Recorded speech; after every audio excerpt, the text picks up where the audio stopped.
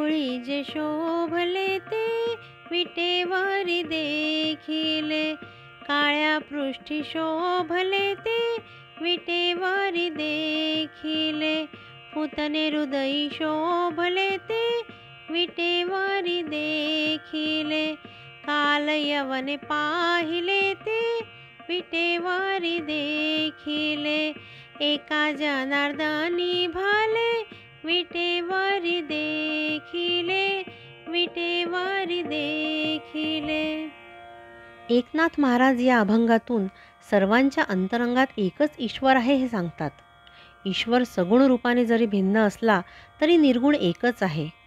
विटेवरचा पांडुरंग काय किंवा गोकुळातील श्रीकृष्ण काय, तत्व एकच. पांडुरंगाच्या ठिकाणी कृष्ण दिसतो म्हणजे दोघेही एकच, फक्त सगुण रूप भिन्न.